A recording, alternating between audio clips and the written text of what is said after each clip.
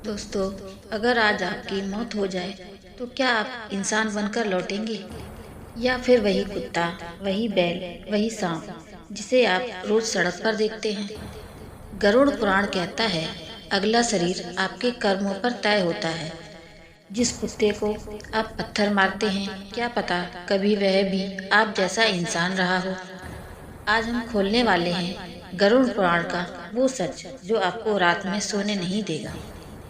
क्या आपने कभी किसी कुत्ते को सड़क किनारे बहुत बुरी हालत में देखा है?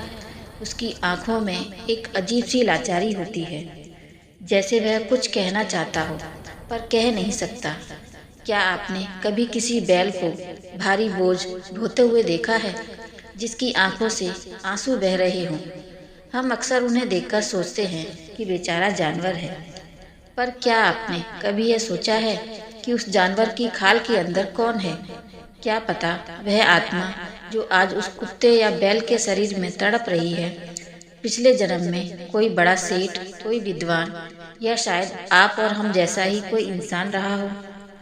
आज हम एक ऐसी सत्य का सामना करने जा रहे हैं जो शायद आपको डरा दे, लेकिन यह डर जरूरी है, क्योंकि गरुड़ पुराण कहता है कि जरूरी नहीं कि इंसान के मरने के बाद वो इंसान ही बने। 84 लाख योनियां यानी 84 लाख अलग अलग तरह के शरीर इस ब्रह्मांड में मौजूद हैं। और शरीर केवल जीव जंतु नहीं हैं, यह जेल की कोठरियां हैं। जैसे जेल में अलग अलग अपराध के लिए अलग अलग बैरक होते हैं, चोरी के लिए अलग, हिंसा के लिए अलग, वैसे ही प्रकृति ने अलग अलग पापों के लिए अलग अलग शरीर बनाए हैं। आज हम गरुड़ पुराण की उस गुप्त कर्म सूची को खोलेंगे जो यह तय करती है कि आपकी अभी की आदतें आपका अगला शरीर कैसे डिजाइन कर रही है। यह वीडियो किसी कहानी के बारे में नहीं है, यह एक आईना है। इसे देखते हुए खुद को टटोलिएगा कि कहीं अनजाने में आप भी उस लिस्ट में तो नहीं आ रहे। सबसे पहले इस विज्ञान को समझना जरूरी है कि आखिर एक इंसान जिसके पास इतना विकसित दिमाग है, वह जानवर क्यों बनता है? क्या यह विकास के खिलाफ नहीं है? विज्ञान कहता है कि हम क्रमिक विकास से इंसान बने हैं, तो फिर गरुड़ पुराण क्यों कहता है कि हम इंसान से वापस जानवर बन सकते हैं? इसे समझने के लिए हमें चेतना के विज्ञान को समझना होगा। हमारे ऋषियों ने हजारों साल पहले एक मनोवैज्ञानिक सत्य खोज लिया था, जिसे आज मॉडर्न साइकोलॉजी भी मान रही है। वह नियम है अंतमति सौगति। इसका अर्थ है कि मृत्यु के समय आपके मन में जो विचार, जो वासना, जो आदत सबसे ज्यादा हावी होती है, आपको अगला शरीर वैसा ही मिलता है। प्रकृति बहुत न्यायप्रिय है, वह आपको वही देती है जो आप मांगते हैं। हम मुंह से क्या मांगते हैं यह मायने नहीं रखता, हमारे अवचेतन मन में, हमारी आदतों में हम क्या मांग रहे हैं यह मायने रखता है। जरा सोचिए, एक इंसान जिसका पूरा जीवन केवल खाने में, स्वाद में और पेट भरने में बीता हो, जिसे ना धर्म से मतलब था, ना ज्ञान से, ना सेवा से, ना किसी के दुख दर्द से। उसका पूरा ध्यान 24 घंटे केवल भोजन पर था। जब वह मरेगा तो उसकी चेतना, उसकी आत्मा की फ्रीक्वेंसी क्या होगी? केवल भूख, केवल स्वाद। अब प्रकृति उसे इंसान का शरीर क्यों देगी? इंसान का शरीर तो मोक्ष पाने के लिए है, ज्ञान पाने के लिए, दूसरों की सेवा करने के लिए। प्रकृति कहेगी तुम्हें सिर्फ खाना पसंद है, तुम्हें सिर्फ स्वाद पसंद है, तो लो, मैं तुम्हें ऐसा शरीर देती हूँ जहाँ तुम दिन भर खा सको। और उसे सूकर यानी सुअर, किसी ऐसे जानवर का शरीर मिल जाता है जिसका जीवन केवल गंदगी खाने के इर्द गिर्द घूमता रहता है। यह ईश्वर की दी हुई सजा नहीं है, यह आपकी अपनी इच्छा की पूर्ति है। आपने अपने कर्मों से, अपनी आदतों से वही मांगा था। अब हम गरुड़ पुराण के उस हिस्से में प्रवेश करते हैं जहाँ विस्तार से बताया गया है कि कौन सा पाप, कौन सी आदत आपको किस शरीर में ले जाती है। इसे बहुत ध्यान से सुनिएगा, क्योंकि यह केवल जानकारी नहीं है, यह आत्मनिरीक्षण का अवसर है। सबसे पहला और सबसे गंभीर पाप जो गरुड़ पुराण में वर्जित है, वह है अन्न और धन की चोरी। गरुड़ पुराण के प्रेत खंड में स्पष्ट लिखा है, जो व्यक्ति दूसरों का हक मारता है, जो अपनी मेहनत की कमाई नहीं खाता बल्कि दूसरों को धोखा देकर या उनका धन या अन्न चुराता है, उसकी आत्मा बहुत नीचे गिर जाती है। ऐसे व्यक्ति की मनोविज्ञान को समझिए। एक चोर की मानसिकता क्या होती है? वह हमेशा छिपना चाहता है, वह उजाले से डरता है, उसे हमेशा भय रहता है कि कोई उसे देख न ले, वह अंधेरा कोना ढूंढता है। उसने जीवन भर छिपकर दबे पांव दूसरों का माल खाया है। तो मृत्यु के बाद प्रकृति उसे ऐसा शरीर देती है जो उसकी इस मानसिकता से मेल खाता हो। प्रकृति उसे एक ऐसा शरीर देती है जिसे हमेशा छिपकर रहना पड़े, जो उजाले से डरे और दूसरों का अन्न कुतर कुतर कर खाए। शास्त्र कहते हैं कि अन्न चुराने वाला, दूसरों का भोजन छीनने वाला अगले जन्म में चूहा बनता है। आपने चूहे को देखा होगा, वह हमेशा बिल में रहता है, वह इंसान की आहट पाते ही भाग जाता है, वह हमेशा डर के साए में जीता है। और वह क्या करता है? वह अन्न चुराता है, कुतरता है, बर्बाद करता है। यह उस इंसान की मानसिक स्थिति का भौतिक रूप है, जिसने जीवन भर छिपकर दूसरों का माल खाया। उसे अब चूहा बनकर वही जीवन जीना पड़ता है। उसकी आत्मा वही है, बस शरीर बदल गया है। अब वह अपने ही बनाए जाल में फंस गया है। इसी तरह जो व्यक्ति स्वर्ण या कीमती धातुओं की चोरी करता है, या आज के ज़माने में समझे तो जो दूसरों की जमा पूंजी हड़प लेता है, उसे कीड़े मकोड़े या रेंगने वाले जीवों की योनि मिलती है। उसका जीवन गंदगी में बीतता है, पैरों के नीचे कुचल जाने के डर से बीतता है। दूसरा पाप है वाणी का दुरुपयोग और निंदा। आज के कलयुग में यह सबसे बड़ा और सबसे आम पाप है। हम अपनी जुबान से कुछ भी बोल देते हैं, हमें अंदाजा भी नहीं होता कि हमारे शब्द हमारे भविष्य का निर्माण कर रहे हैं। किसी का अपमान करना, गुरु या बड़ों को अपशब्द कहना, या पीठ पीछे किसी की बुराई करना, जिसे हम चुगली कहते हैं। गरुड़ पुराण कहता है कि जो व्यक्ति अपने गुरु की निंदा करता है, या जो वेदों और शास्त्रों का मजाक उड़ाता है, या जो बिना वजह दूसरों पर चिल्लाता रहता है, उसका अगला जन्म कुत्ते के रूप में होता है। क्योंकि कुत्ता क्या करता है? वह अकारण भौंकता है। उसे समझ नहीं होती कि सामने कौन है, बस वह भौंकता है। उसका काम है शोर मचाना, दूसरों को डराना और अपनी वफादारी का झूठा प्रदर्शन करना। जिस इंसान ने जीवन भर अपनी वाणी का इस्तेमाल केवल दूसरों पर भौंकने यानी चिल्लाने या निंदा करने में किया हो, प्रकृति उसे कुत्ते का शरीर दे देती है। आपने देखा होगा कि कई आवारा कुत्ते बिना वजह राह चलते लोगों पर भौंकते हैं और मार खाते हैं, पत्थर खाते हैं, धुतकारे जाते हैं। यह उन आत्माओं की पीड़ा है जिन्होंने अपनी वाणी का सही इस्तेमाल नहीं किया। उन्हें अब भी बोलने की आदत है, लेकिन अब उनके मुंह से शब्द नहीं निकलते, केवल शोर निकलता है। वे कुछ कहना चाहते हैं, लेकिन अब कोई उनकी बात नहीं सुनता, सब उन्हें दूर भगाते हैं। और जो व्यक्ति हमेशा झूठ बोलता है, झूठ की गवाही देता है, जिससे किसी निर्दोष को सजा हो जाए, शास्त्र कहते हैं कि वह अगले जन्म में उल्लू बनता है। उल्लू, जिसे दिन का उजाला यानी सत्य नहीं दिखाई देता, वह केवल अंधेरे यानी झूठ में देख सकता है। जिसने सत्य को नकारा, जिसने प्रकाश को नकारा, उसे प्रकृति हमेशा के लिए अंधेरे में डाल देती है। उसका दिन रात बन जाता है और रात दिन। तीसरा पाप है काम वासना और अवैध संबंध। गरुड़ पुराण इस मामले में बहुत सख्त है। जो पुरुष या स्त्री अपनी मर्यादा लांघते हैं, जो अपने जीवन साथी को धोखा देते हैं, या जिनकी नज़र हमेशा दूसरों की आबरू पर होती है, उनका अगला जीवन बहुत कष्टकारी होता है। शास्त्रों के अनुसार जो व्यक्ति बलात्कारी या जो महिलाओं का शोषण करता है, वह अगले जन्म में भेड़िया या कुत्ता बनता है, या फिर उसे बहुत ही भयानक योनि मिलती है, जिसे ब्रह्म राक्षस या बेताल कहा जाता है। उसे ऐसी योनि मिलती है जहाँ वह अपनी वासनाओं का गुलाम होता है, लेकिन उन्हें तृप्त नहीं कर पाता। उसे भूख लगती है पर खा नहीं सकता, प्यास लगती है पर पी नहीं सकता। उसके भीतर की आग उसे जलाती रहती है। एक और भयानक वर्णन आता है जो व्यक्ति अपने मित्र की पत्नी के साथ विश्वासघात करता है या मित्र को धोखा देता है, वह अगले जन्म में गधा बनता है। गधा जो पूरा जीवन केवल भार ढोता है, जिसे कोई सम्मान नहीं मिलता, जिसे केवल डंडे मारे जाते हैं, जिसकी कोई अपनी बुद्धि नहीं होती, वह उस विश्वासघात का फल है, जिसने मित्रता के पवित्र रिश्ते का भार नहीं उठाया। अब उसे ईंट पत्थर का भार उठाना पड़ता है।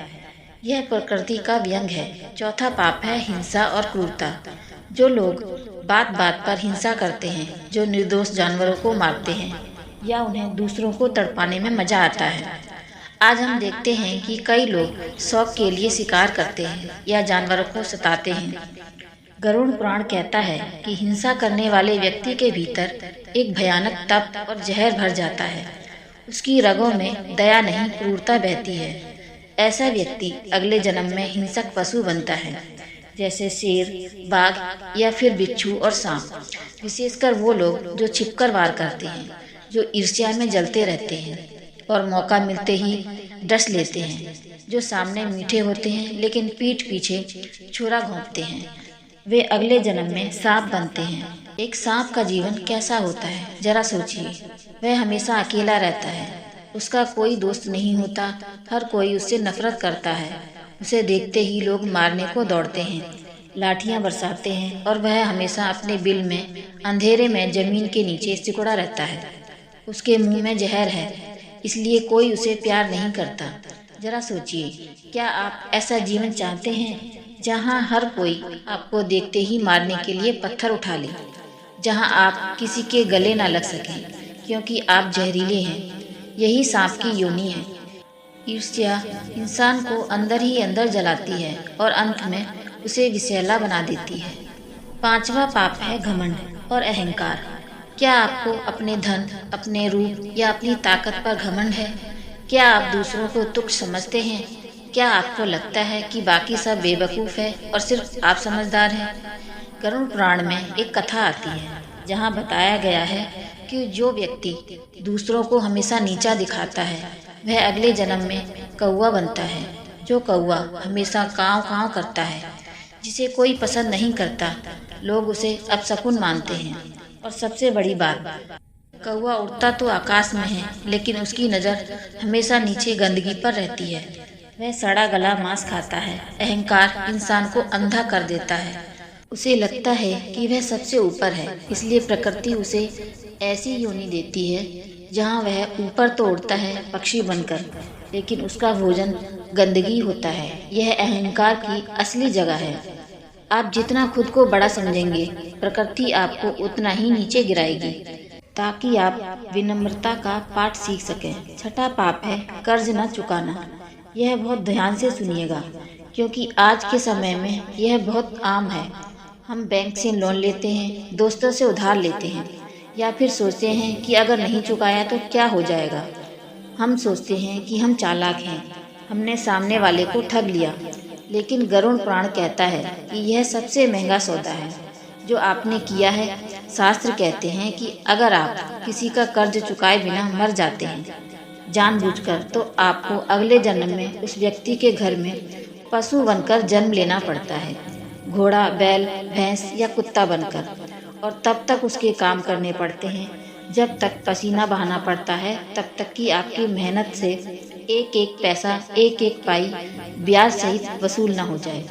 आपने देखा होगा कि कुछ जानवर अपने मालिक के लिए जी जान लगा देते हैं। मालिक उन्हें मारता है, भूखा रखता है, फिर भी वे वफादार रहते हैं, छोड़कर नहीं जाते। यह वही आत्माएं हैं जो अपना पुराना कर्ज चुका नहीं सही। यह वही आत्माएं हैं जो अपना पुराना कर्ज चुका रही हैं। वे किसी जंजीर से नहीं बंधी हैं, वे अपने कर्मों के कर्ज से बंधी हैं। इसलिए हमारे बुजुर्ग कहते हैं कि कर्ज लेकर मरना नहीं चाहिए। यह मुक्ति नहीं होने देता, यह आत्मा को बांध लेता है। यह एक ऐसा खाता है जिसे बंद करना ही पड़ता है, आज नहीं तो कल, इस जन्म में नहीं तो अगले जन्म में। सातवां पाप है ज्ञान का अपमान।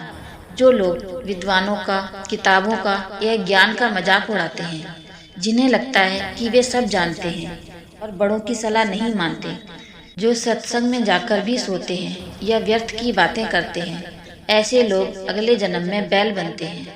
बैल के पास ताकत तो बहुत होती है, शरीर बड़ा होता है, लेकिन बुद्धि नहीं होती। उसे जीवन भर दूसरों के इशारे पर चलना पड़ता है। नाक में नकेल डाल दी जाती है।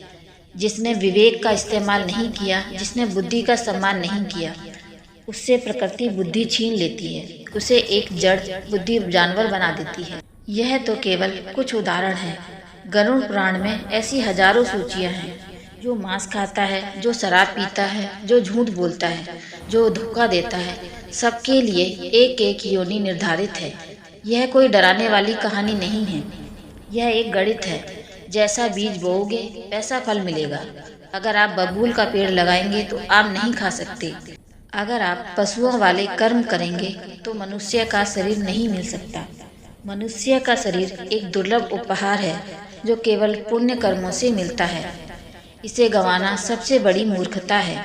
अब आप सोच रहे होंगे कि यह सब सुनकर तो ऐसा लगता है कि इंसान बनना असंभव है। हम सब में कुछ न कुछ कमियां हैं। हम सब ने कभी न कभी झूठ बोला है, कभी न कभी किसी का दिल दुखाया है, कभी न कभी लालच किया है। तो हम सब जानवर बन जाएंगे? क्या कोई उम्मीद नहीं बची है?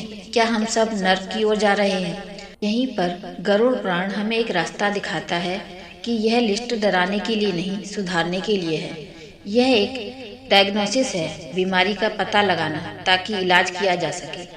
गरुड़ पुराण यह भी बताता है कि प्रायश्चित कैसे किया जाए। अगर आपसे जाने अनजाने में कोई पाप हुआ है, उसे धोने का तरीका क्या है? कर्म को काटा कैसे जाए? पहला तरीका है स्वीकार करना। जिस क्षण आप अपनी गलती मान लेते हैं, जिस क्षण आप अहंकार छोड़ देते हैं और कहते हैं कि हाँ मुझसे गलती हुई है, और इंसान सच्चे दिल से माफ़ी मांगता है, उसी क्षण आपके कर्म के बीज जलने लगते हैं। पश्चाताप की अग्नि पाप को जला देती है, लेकिन यह पश्चाताप सच्चा होना चाहिए, केवल शब्दों का नहीं। आपकी आंखों में आंसू होने चाहिए, आपके दिल में दर्द होना चाहिए कि मैंने गलत किया है। दूसरा तरीका है दान और सेवा। कर्म को कर्म से ही काटा जा सकता है। अगर आपने धन चुराया है तो दान करना शुरू करें। अपनी कमाई का एक हिस्सा सत्कर्म में लगाएं। अगर आपने किसी को दुख दिया है तो निस्वार्थ सेवा शुरू करें। जानवरों की सेवा करें, गरीबों की मदद करें। जब आप दूसरों का भला करते हैं तो प्रकृति आपके बुरे कर्मों को निपटाना शुरू कर देती है। आप जितनी सकारात्मक ऊर्जा ब्रह्मांड को देंगे, ब्रह्मांड उतनी ही नकारात्मक ऊर्जा आपसे वापस ले लेगा। तीसरा और सबसे शक्तिशाली उपाय है नाम जप। भगवान का नाम एक ऐसी अग्नि है जो बड़े बड़े पापों के पहाड़ को भस्म कर सकती है। शास्त्रों में अजामिल की कथा आती है, जिसने जीवन भर पाप किए, लेकिन अंत समय में अपने बेटे को पुकारा जिसका नाम नारायण था। और केवल ईश्वर का नाम लेने से, भले ही अनजाने में लिया हो, उससे यमदूत नहीं ले जा सके। भगवान के नाम में इतनी शक्ति है कि वह आपके डीएनए में छिपे पापों को भी नष्ट कर सकता है। इसका मतलब यह नहीं है कि आप पाप करते रहें और अंत में नाम ले लें, क्योंकि अंत समय में नाम वही ले पाता है जिसका अभ्यास जीवन भर रहा हो। मृत्यु के समय जब कंठ रुक जाता है, सांस उखड़ने लगती है, शरीर साथ छोड़ने लगता है, तब दिमाग काम नहीं करता। तब वही शब्द बाहर आते हैं जो नसों में बसे हों। अगर नसों में धोखा, लालच और काम वासना है तो राम का नाम नहीं निकलेगा, गाली निकलेगी या तो हाय तौबा मचेगी। इसलिए अभ्यास अभी से करना होगा। हर सांस के साथ नाम जपना होगा ताकि अंतिम समय में वही नाम निकले। याद रखिए, मनुष्य का शरीर चौराहे जैसा है। यहाँ से आप कहीं भी जा सकते हैं। आप ऊपर जा सकते हैं, देवता बन सकते हैं। आप नीचे जा सकते हैं, जानवर बन सकते हैं, या फिर आप इन सब से मुक्त होकर परमात्मा में लीन हो सकते हैं। बाकी योनियां केवल भोग योनियां हैं। शेर अगर हिरण को मारता है तो उसे पाप नहीं लगता, क्योंकि वह उसकी प्रकृति है, उसके पास चुनाव नहीं है। लेकिन अगर इंसान अगर किसी को मारता है तो पाप लगता है, क्योंकि इंसान के पास विवेक है, उसके पास चुनाव है। वह चुन सकता है कि उसे जानवर बनना है या देवता। आपके पास चुनाव है। आप इसी पल अपना अगला जन्म बदल सकते हैं। अपनी आदतों को देखिए। क्या आप में ईर्ष्या है, उसे निकाल फेंकिए, वरना सांप का शरीर आपका इंतजार कर रहा है। क्या आप में आलस्य है, उसे छोड़ दीजिए। क्या आप दूसरों का हक मार रहे हैं, तो उसे लौटा दीजिए, क्योंकि यह जीवन बहुत छोटा है। आत्मा की यात्रा बहुत लंबी है। एक छोटी सी गलती, कुछ पलों का सुख आपको हजारों साल पीछे फेंक सकता है। 84 लाख योनियों का चक्कर लगाना कोई मजाक नहीं है। एक एक योनि में हजारों साल लग जाते हैं। या फिर दोबारा यह मनुष्य शरीर मिलेगा या नहीं, यह कोई नहीं जानता। यह एक लॉटरी है जो आपको मिली है, इसे फाड़कर मत फेंकिए। यह कर्मों का विज्ञान है, बहुत सूक्ष्म है। हम सोचते हैं कि कोई देख नहीं रहा, हम बंद कमरे में पाप करते हैं, लेकिन हम भूल जाते हैं कि हमारे भीतर बैठा साक्षी सब देख रहा है। चित्रगुप्त की वही योनि जो हमारे कर्मों का हिसाब रखती है, वह कहीं बाहर नहीं, हमारे अवचेतन मन में है। हम जो भी करते हैं उसकी एक छाप हमारे मन पर पड़ जाती है और मृत्यु के बाद वही छाप हमारा नया शरीर बनाती है। तो आज रात सोने से पहले अपना खुद का ऑडिट कीजिए, अपनी खुद की कर्म लिस्ट बनाइए और खुद से पूछिए, अगर आज मेरी मृत्यु हो जाए तो अभी इसी वक्त तो मेरी आदतों के हिसाब से मुझे क्या बनना चाहिए? क्या मैं इंसान बनने के लायक हूँ? अगर जवाब आपको डराता है तो खुश हो जाइए, क्योंकि आप अभी भी जिंदा हैं।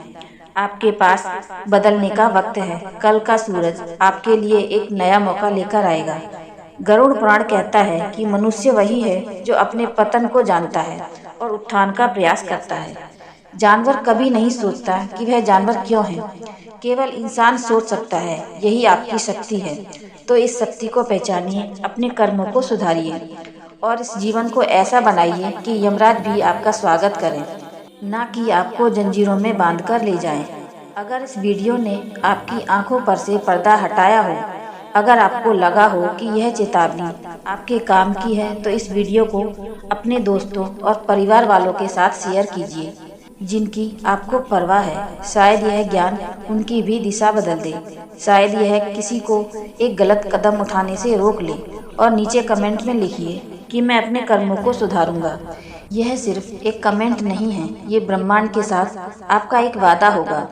और जब हम वादा करते हैं तो शक्तियाँ हमारी मदद करती हैं।